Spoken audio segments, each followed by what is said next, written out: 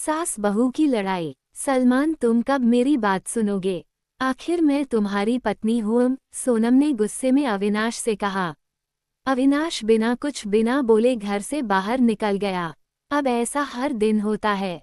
सोनम अपनी सास सुलोचना जी की बहुत इज्जत करती थी, लेकिन सुलोचना जी हमेशा उसे नीचा दिखाने की कोशिश में लगी रहती थीं। अगर अब तक आपने हमारे चैनल को सब्सक्राइब नहीं किया है तो जल्दी से कर ले।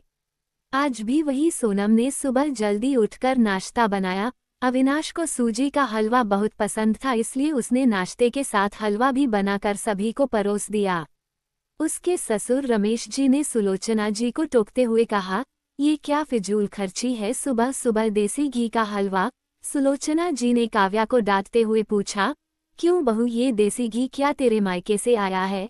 मांजी, वो इन्हें हलवा बहुत पसंद है इसलिए थोड़ा सा बनाया है। ये कहकर काव्या अविनाश की तरफ देख रही थी, शायद वो कुछ बोले। तभी सुलोचना जी ने कहा, मैं सब जानती हूँ, मेरे बेटे का बहाना करके खुद खाने का मन होगा। अविनाश चुपचाप नाश्ता करते रहे। काव्या की आंखों से आंसू छलक गए। इससे ज्यादा बुरा तब लगा जब अविनाश बिना हलवा खाए ही ऑफिस के लिए चल दिए। काव्या घर का काम समेटने में लग गई। इधर सुलोचना जी बाहर ड्राइंग रूम में बैठकर बड़बड़ाती रहीं। काम करके काव्या अपने कमरे में जाकर रोने लगी। कितने नाजों से पाला था उसे उसके पापा ने। उसे आज भी याद है, एक बार उसने गाजर के हलवा बनाने के लिए कहा था, लेकिन मौ ने सूजी का हलवा बना दिया था। पापा को जब ये पता लगा तो वे तुरंत बाजार गए, वहां से ढेर सारा गाजर का हलवा लाए थे और उस दिन बिना कहे 2-3 दिन में गाजर का हलवा बनने लगा। आज उसे सूजी के हलवे के लिए कितनी बातें सुनाई जा रही हैं। उसे गुस्सा सास ससुर पर नहीं, अविनाश पर था, जो कि कुछ नहीं बोल पाए। शाम को जब उसने अविनाश से शिकायत की तो वो बस इतना ही बोले, इस घर में केवल मौ की पसंद का खाना बनता है, आगे से मेरी पसंद का कुछ मत बनाना। काव्या ने अविनाश से बात करनी बंद कर दी। आखिर क्या कसूर था काव्या का? यही कि वो अविनाश से बहुत प्यार करती है। इसी तरह कुछ दिन बीत गए। एक दिन काव्या ने सुलोचना जी से कहा, मांजी, मैं अपने घर जाना चाहती हूँ कुछ दिन के लिए, अगर आप कहें तो आज ही चली जाऊं। कई दिन पहले मौ का फोन आया था, कह रही थीं, पापा की तबीयत ठीक नहीं है। सुलोचना जी, वहाँ जब भी जाती है 1 सप्ताह से वापस नहीं आती। घर का काम कौन करेगा? तेरे ससुर और मेरा बेटा शाम को थक हार कर घर आएंगे, यहाँ उन्हें खाना भी नसीब नहीं होगा। मुझे तो चक्कर आ रहे हैं, मैं खाना नहीं बना सकती। जाना है तो एक दिन के लिए चली जा। काव्या मन मारकर एक दिन के लिए पीहर पहुंच जाती है। वहां पहुंचकर उसे और भी आश्चर्य होता है। भाभी, मम्मी पापा कहाँ गए? काव्या ने घबरा कर पूछा। उन दोनों का घर में मन कहाँ लगता है, तीर्थ पर गए हैं, न जाने कब आएंगे। वैसे तुम कितने दिनों के लिए आए हो? क्योंकि मुझे भी अपने पीहर जाना है। संगीता भाभी का ये व्यवहार देखकर काव्या चौंक गई। क्या ये वही भाभी हैं जो उनसे बहुत स्नेह जताती थीं? काव्या सोफे पर बैठी सोच रही थी। अच्छा, वो जो भैया ने मकान के पेपर साइन करा लिए थे, मैंने अपना हिस्सा छोड़ दिया था, शायद उसी साइन के लिए मेरे से प्यार जताया जा रहा था। काव्या उठकर खड़ी हो गई। भाभी, मुझे कुछ काम याद आ गया, मैं फिर आऊंगी, कहकर वह तेजी से घर से बाहर निकल गई। पीछे से गेट बंद होने की आवाज से वह समझ गई कि उसके जाने से भाभी को कोई खास फर्क नहीं पड़ा। भारी कदमों से चलते हुए वह मंदिर पहुंच गई, क्योंकि शाम से पहले यदि ससुराल जाती तो सुलोचना जी उससे कई सवाल करती। मंदिर में जाकर उसने भगवान के दर्शन किए, बस ना कुछ मांगा ना कुछ बोला। भगवान के चरणों में शीश नवाकर वह बाहर आकर बैठ गई। तभी सामने के पेड़ के नीचे उसे अपने माता पिता बैठे दिखाई दिए। काव्या भागकर उनके पास पहुंची। काव्या को देखकर उसकी मौ रोने लगी। बेटी, तू यहाँ कैसे? पापा ने पूछा। वो छोड़िए, ये बताइए आप यहाँ कैसे? आप तो तीर्थ यात्रा पर गए थे। काव्या के सब्र का बांध टूट गया, उसकी आंखों से आंसू बह रहे थे। बेटी, तेरी भाभी ने तुझसे झूठ बोला है। बिजनेस में पैसा लगाने के लिए तेरे भैया ने मकान अपने नाम करा लिया, मकान के कागज गिरवी रखकर साहूकार से कर्ज ले लिया। उसके बाद हम बोझ बन गए, हमें घर से निकाल दिया। पापा, अब क्या होगा? काव्या ने रोते हुए पूछा। बेटी, तू चिंता मत कर, हम कहीं वृद्धा आश्रम में चले जाएंगे।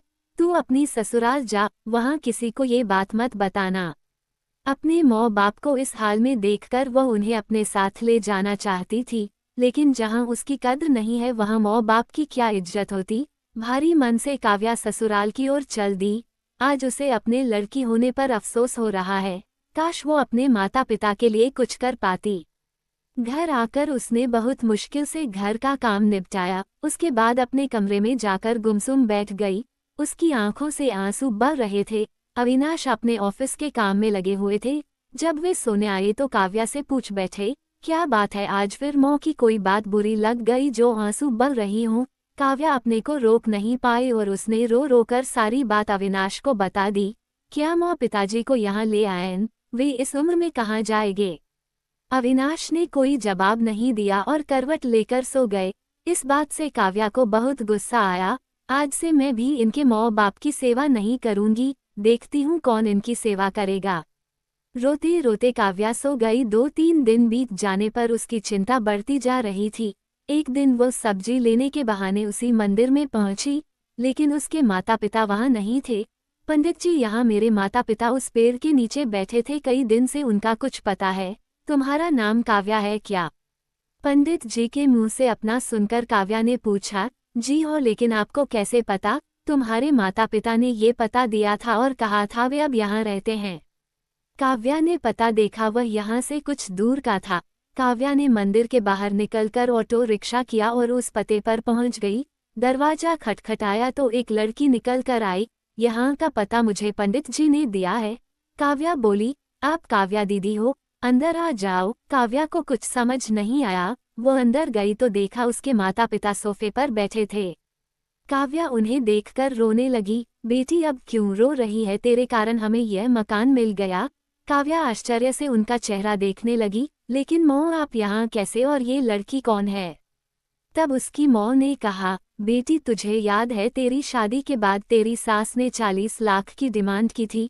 दामाद जी को बिजनेस खोलना था, इसलिए तेरे पिता ने उनकी डिमांड पूरी कर दी थी, जिससे कि तू सुखी रहे। जब तू हमसे मिलकर गई उसके अगले दिन दामाद जी आए। उन्होंने तेरे पापा के पैसे लौटा दिए, क्योंकि उन्होंने कोई बिजनेस शुरू नहीं किया था। तेरे पापा ने मना भी किया लेकिन वे नहीं माने। उसके बाद उन्होंने प्रॉपर्टी डीलर से मिलकर 2 दिन में यह मकान खरीद दिया। 7-5 लाख रुपए बच गए। इससे उन्होंने ये लड़की नौकरी पर रखवा दी जो हमारी केयर करेगी। लेकिन माँ, उन्होंने मुझे तो कुछ नहीं बताया। काव्या की आंखों से आंसू बह रहे थे। वह रोते हुए वहां से अपने घर आ गई। घर आकर वह सोच रही थी, अविनाश ने कभी उसके लिए आवाज नहीं उठाई, लेकिन मेरे माता पिता के लिए इतना करने कर दिया जो कि कोई सगा बेटा भी नहीं कर सकता। रात को उसने अविनाश से पूछा, आपने ऐसा क्यों किया? अगर मांझी को पता लग गया तो क्या होगा? अविनाश का जवाब सुनकर काव्या रोने लगी। अविनाश ने कहा, जैसे तुम्हारे लिए ये माता पिता हैं वैसे ही मेरे लिए भी तो वो माता पिता हैं। मैंने पैसे लेते समय ही सोच लिया था कि एक दिन ब्याज के साथ सारे पैसे लौटा दूंगा, लेकिन जब बिजनेस शुरू नहीं हो पाया तो मैं इन पैसों को अपने पास रखकर सही समय आने का इंतजार कर रहा था। अगर मैं तुम्हारे माता पिता को अपने घर ले आता तो उनका आत्मसम्मान हर दिन उन्हें धिक्कारता। बेटी के घर वे रहना पसंद नहीं करते, वे अपमानित न हो, इसलिए मैंने ये सब किया। अविनाश, मुझे माफ कर दो, आज तक मैं तुम्हें गलत समझती रही। तभी पीछे खड़ी सुलोचना जी बोली, बेटी, वह पैसा हमने उधार लिया था, वो तुम्हारे पिता की अमानत थी। मैंने और अविनाश ने पहले ही फैसला किया था कि ब्याज के साथ तुम्हारे पैसे लौटा देंगे। चल अब सो जा, सुबह नाश्ता टाइम पर नहीं बना तो अच्छा नहीं होगा। उनकी बात सुनकर काव्या, अविनाश और सुलोचना जी जोर से हंसने लगे। अगर अब तक आपने हमारे चैनल को सब्सक्राइब नहीं किया है तो जल्दी से कर ले। लाइक कमेंट करना न भूले।